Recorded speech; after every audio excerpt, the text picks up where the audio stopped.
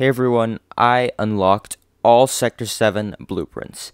Yes, not someone else's combined clips or stitched together footage, actually unlocked all of them myself. Was gonna release this video earlier, but it doesn't make logical sense. I mean, you kinda have to show leveling up in order to show the blueprints. I figured I'd put a different kind of spin on it. I could just show you, in quotes, all the blueprints, but what kind of video would that be? And how would that help?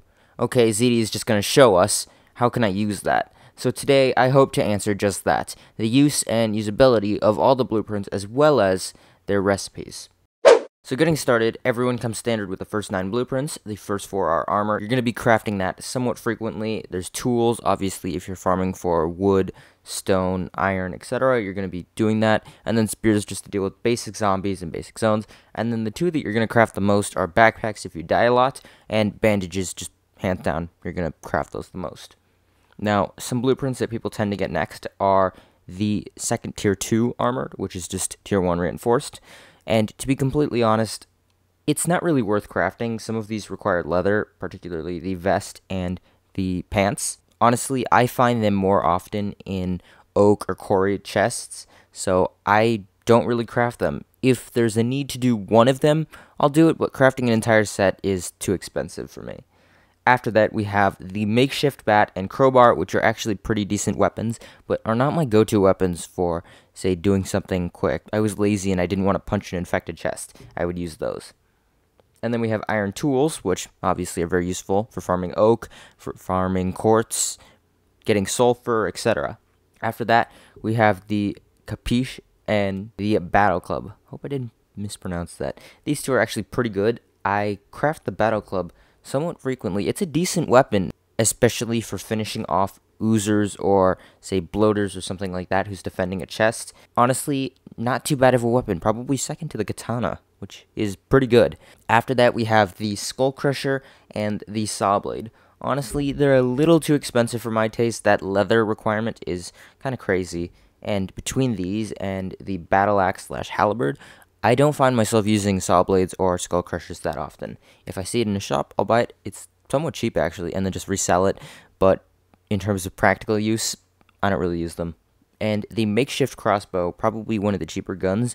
It sells pretty cheap in the shop, to be completely honest. But in terms of zombies, if you don't have a gun and you're dealing with, say, a bloater or an oozer, it's pretty good, and you can get sneak attack damage with that. So, a decent weapon all around. After that, we have the sterile bandages. To be completely honest, I have never crafted a single sterile bandage.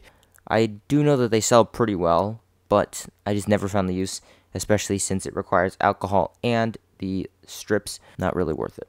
After that, we have this weapon, which I'm going to butcher if I try to pronounce. You can get these from tournaments. That's the only time I'd ever recommend it. They're not very good. I just resell them immediately, and they don't even sell as high as some of the other weapons, so kind of eh.